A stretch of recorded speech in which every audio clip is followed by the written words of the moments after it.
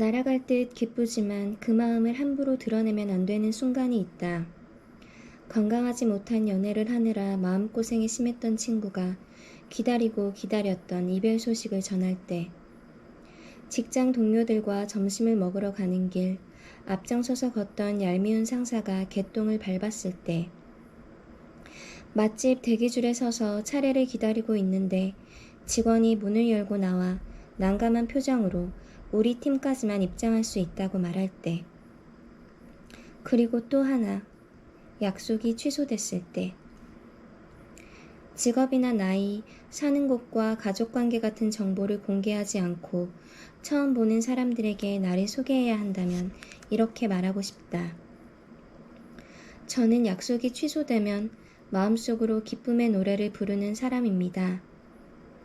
가끔은 그게 나라는 인간의 본질인 것 같다. 내가 생각해도 나는 좀 이상하다. 밥을 사주는 사람보다 약속을 깨주는 사람이 더 고맙게 느껴질 때가 많다. 급한 일이 생겨 약속을 취소해야 할 것 같다는 연락을 받으면 나도 모르게 슬그머니 입꼬리가 올라간다.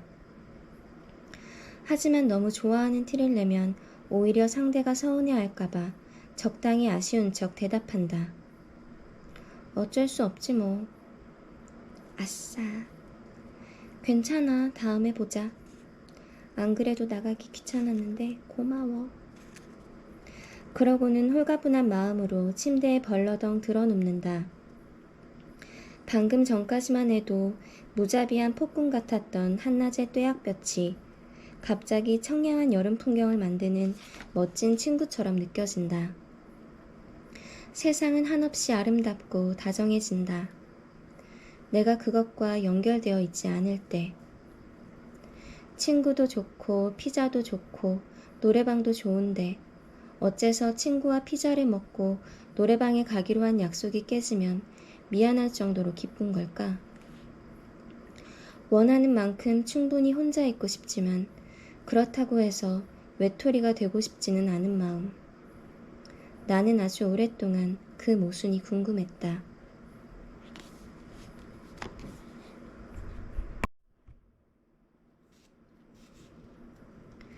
나의 모순에 대해 생각할 때면 그 말을 떠올리게 된다. 여러 대가 모이면 기차로 변신하는 자동차를 딱 하나만 사던 사람들처럼 나도 연결에 대한 가능성을 좋아하는 걸까? 연결될 수 없는 건 외롭지만 연결되지 않는 건 홀가분하니까. 사용자의 편의에 따라 자유롭게 연결하고 분리할 수 있도록 설계된 제품을 모듈형이라고 한다. 모듈형 장난감, 모듈형 소파, 모듈형 서랍장, 모듈형 가방. 나는 모듈형 인간이 되고 싶은 것 같다. 블록을 조립하듯 마음대로 세상과 연결되고 분리되는 사람. 외톨이가 아닌 채로 혼자일 수 있는 사람. 약속이 취소되면 나는 함께라는 가능성을 가진 채로 기쁘게 혼자가 된다. 조그만 고리를 숨기고 있는 장난감 자동차처럼. 친구도 피자도 노래방도 좋지만 그게 조금 더 좋을 때가 있다. 그 안전한 고립감이 너무 달콤해서 들키지 않게 조용히 콧노래를 흥얼거린다. 창밖은 푸르고 시간은 천천히 흐르는 어느 맑은 날에.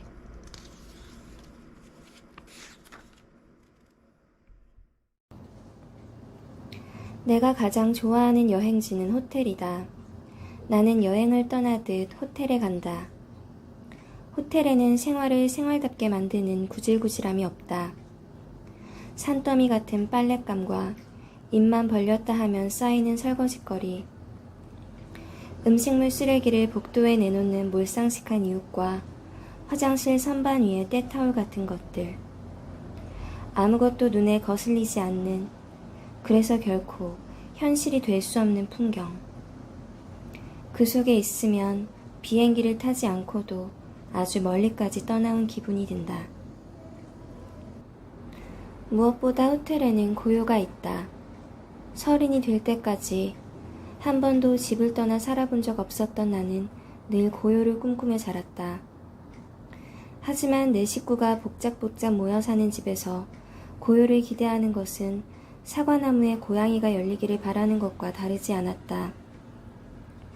새벽까지 이어지는 동생의 게임 소리, 온 집안을 콘서트장으로 만드는 구성진 트로트 가락, 조용히 혼자 있고 싶은 순간에도 어김없이 느껴지는 누군가의 기척, 고요가 간절해 찔끔 눈물이 나려고 할 때마다 통장으로 조금씩 돈을 보냈다. 그리고 연말이 다가오면 그렇게 모은 돈으로 호텔을 예약했다. 창밖으로 서울의 아름다운 야경이 내려다 보이는 호텔방에서 나는 오직 내가 만든 소리만 들었다. 게임의 성을 지나고 트로트의 늪을 건너 마침내 다다른 어둠의 동굴, 아니 고요한 밤. 그건 크리스마스보다 거룩하고 산타의 선물보다 반가웠다. 불을 끄고 침대에 누우면 고요는 한층 짙어졌다. 달빛이 움직이는 소리까지 들릴 것 같은 정막 속에서 집을 떠올렸다. 방문 하나를 사이에 두고 있을 때는 숨막히게 느껴졌던 가족이라는 이름이 언제 그랬냐는 듯 애틋해졌다.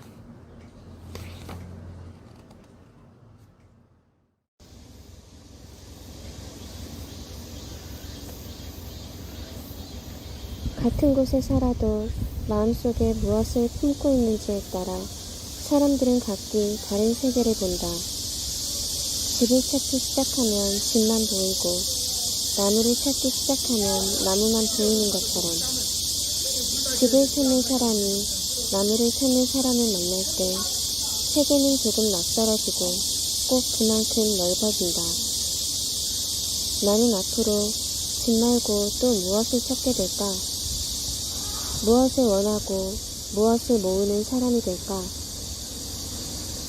이 질문은 내가 나에게 어떤 세계를 보여줄 것인지 묻는 말이기도 하다. 혼자서는 아주 좁고 얕은 세계밖에 볼 수 없어서 내 곁에 있는 사람들이 무엇을 찾고 모으는지 곁눈질로 열심히 힐끔거린다. 그렇게 서로를 기웃거리며 우리는 어제보다 조금 더 먼 곳을 본다. 그해 여름, 익숙한 그 길에서 처음으로 모가 열매를 발견했다. 작고 푸르고 동그란 열매가 비밀처럼 조용히 나무에 매달려 있었다. 모두가 알지만 아무나 알지 못하는 모과나무 길에서 나는 새삼스럽게 기뻐하며 사진을 찍었다. 모과를 찾는 동안에는 모과밖에 보이지 않았다.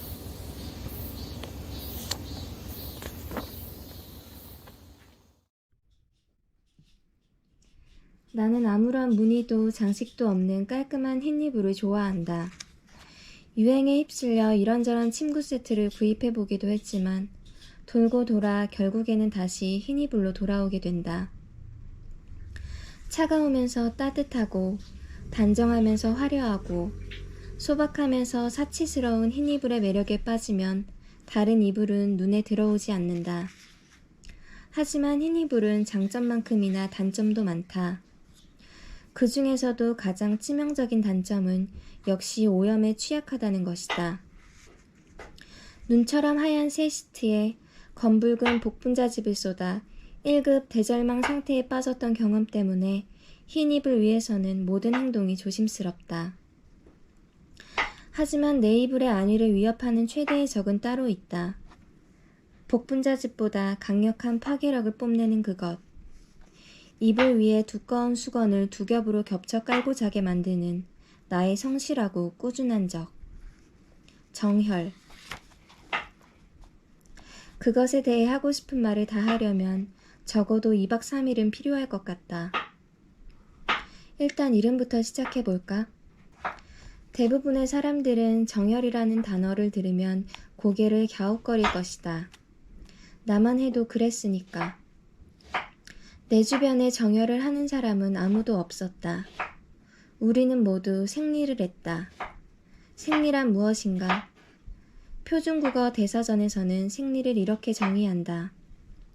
생물체의 생물학적 기능과 작용 또는 그 원리, 엄밀히 말하면 눈물도 콧물도 방귀도 트림도 모두 생리인 것이다. 인구의 절반이 한 달에 며칠씩 수십 년간 피를 흘리는데도 그걸 표현할 정확한 언어를 갖지 못했다. 정열은 생리나 월경으로 다시 마법이나 그날 같은 단어들로 대체되었다. 사람들은 그걸 순화라고 했다. 우리의 피는 불순해서 말할수록 점점 흐릿해지고 모호해졌다. 생리나 월경 같은 애매모호한 단어 대신 깨끗한 피라는 의미를 가진 정열이라는 단어를 사용하는 사람들을 알게 된 뒤로 나도 의식적으로 노력하고 있다. 언어의 힘은 언제나 우리가 생각하는 것보다 강력하니까.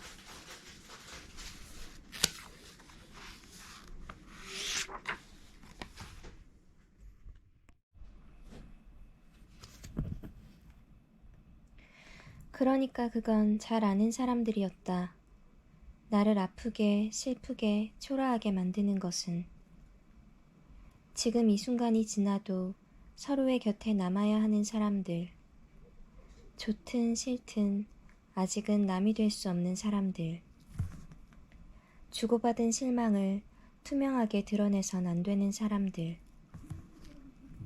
그들의 가장 별로인 부분까지도 너그럽게 감싸줄 수 있는 사람이 되고 싶었는데 아무래도 그건 너무 어려운 일인 것 같다.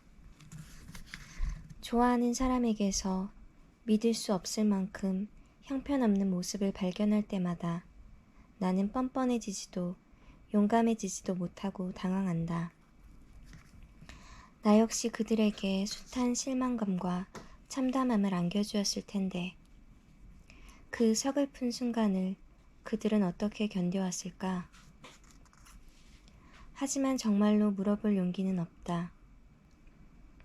우리는 아직 아주 많은 날을 우리로 살아야 하니까. 그 사실이 가끔은 막막하다. 그런 날이면 모르는 사람들이 간절히 그리워진다.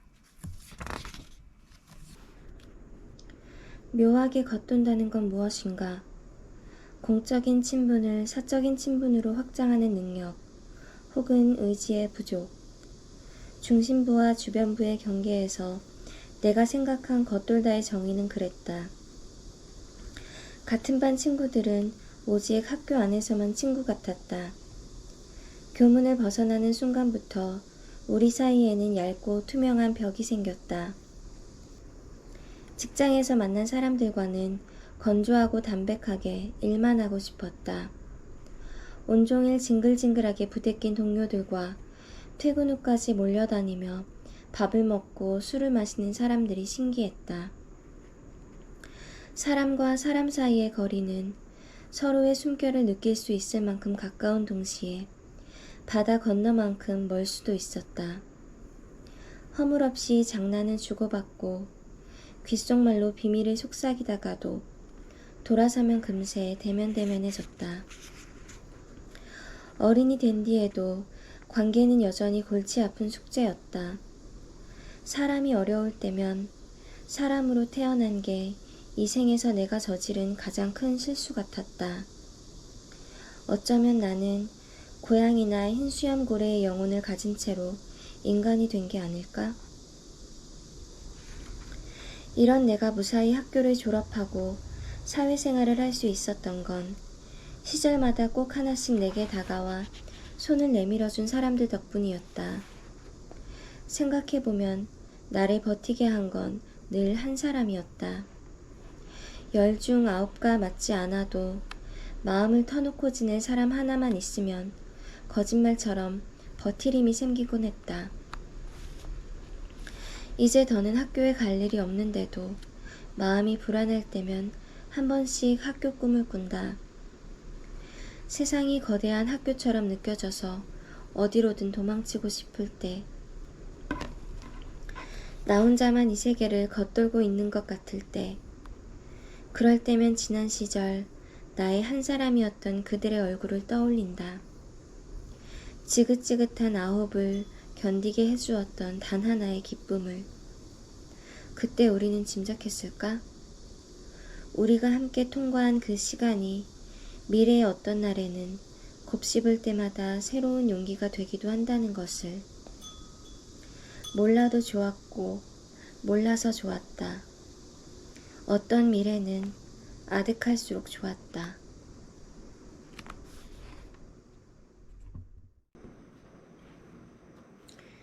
일을 하며 느끼는 언니들과 나의 가장 큰 차이는 밥이다. 나는 휴식을 위해 밥을 포기하고 언니들은 밥을 위해 휴식을 포기한다. 내 점심 식사는 10분이면 끝난다. 삶은 달걀 2개, 사과 하나, 커피 한 잔. 늦게 일어나 아무것도 챙겨오지 못한 날에는 편의점에서 컵라면과 삼각김밥을 먹는다. 간단한 식사를 마치고 잠시 눈을 붙이기 위해 휴게실에 가는 길.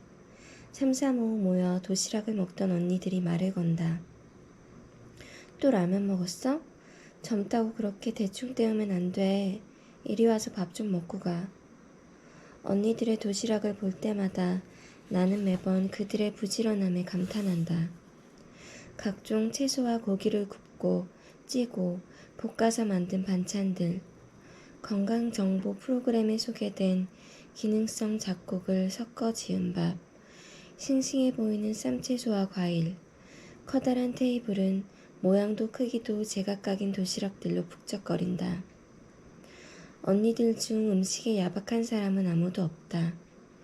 매장에서는 손님을 뺏기지 않으려고 아웅다웅 하다가도 밥을 먹을 때면 미운 놈 떡 하나 더 주듯 서로를 챙긴다. 먹을 것을 나누는 일에는 어딘가 애틋한 구석이 있다. 동료들의 목까지 넉넉하게 쌓은 음식을 나눠 먹는 언니들의 뒷모습을 보면 뭐랄까 마음이 든든해지는 동시에 희미한 슬픔이 찾아온다. 정확히 설명할 수 없는 묘한 기분을 느끼며 나는 휴게실에 누워 까무룩 잠이 든다. 그날은 유독 일진이 사나웠다. 말끝마다 꼬투리를 잡아 시비를 거는 첫 손님을 상대하느라 아침부터 진땀을 뺐는데 마가 단단히 꼈는지 그 뒤로도 계속 진상 손님만 들이닥쳤다. 말도 안 되는 요구를 하며 생떼를 부리는 사람들을 어르고 달래느라 속이 부글부글 끓었다. 점심때가 되니 맥이 탁 풀려 배도 고프지 않았다.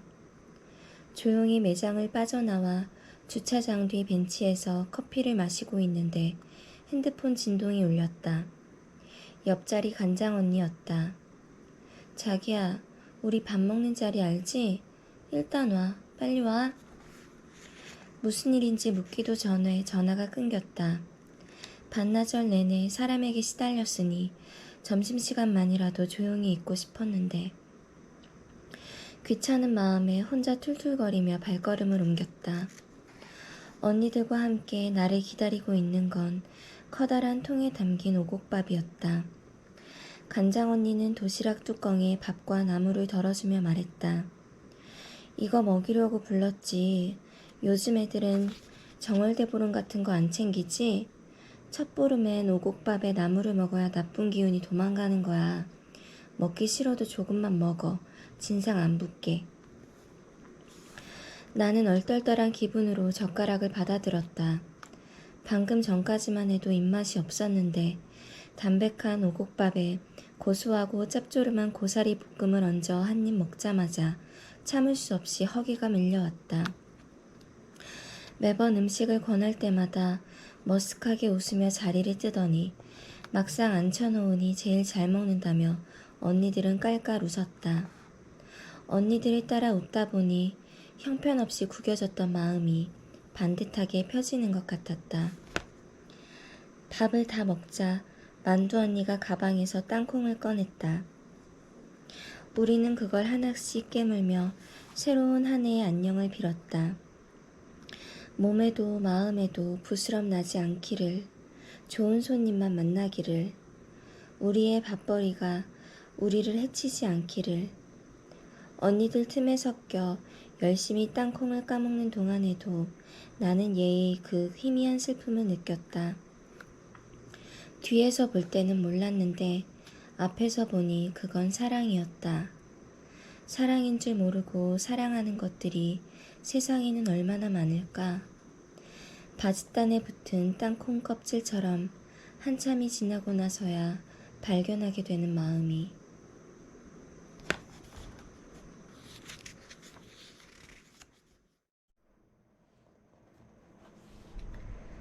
만약 내가 눈앞의 행복에 온전히 집중하는 사람이었다면 연막탄에 대한 내 기억은 지금과는 사뭇 달랐을 것이다. 죽은 벌레를 마주할 것을 걱정하던 마음보다 가족들과 함께 놀이공원에서 보낸 즐거운 시간을, 복작복작한 분위기 속에서 먹었던 우럭회의 맛을 훨씬 더 선명하게 기억했겠지.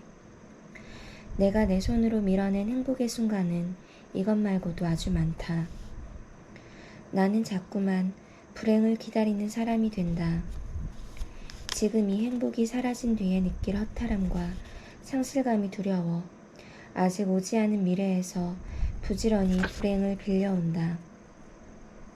그게 털끝만큼도 다치고 싶지 않은 마음에서 나오는 방어기제라는 것을 잘 알면서도 어쩌면 행복과 용기는 같은 말일지도 모른다. 언젠가 끝날 걸 알면서도 찰나의 기쁨에 최선을 다할 용기, 계산 없이 기대하고 실망할 용기, 아플 용기, 다칠 용기, 외로울 용기. 의심 많은 겁쟁이는 결코 알지 못할 순수한 행복이 궁금해 그런 용기를 열심히 흉내내 본다. 매번 실패하지만 그래도 한 번 더.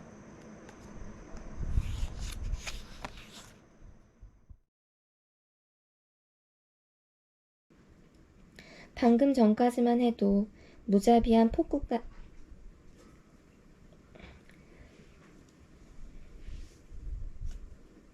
괜찮아.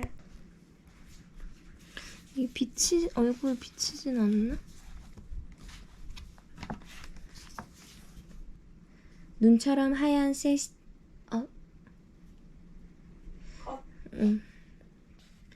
눈처럼 하얀 새 시트에 검붉은 복분자즙을 쏟아 1급 대정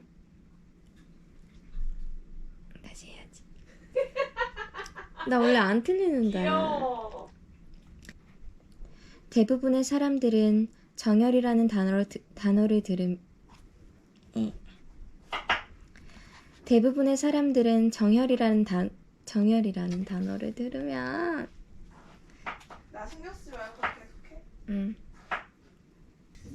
대부분의 사람들은 정열이라는 단어를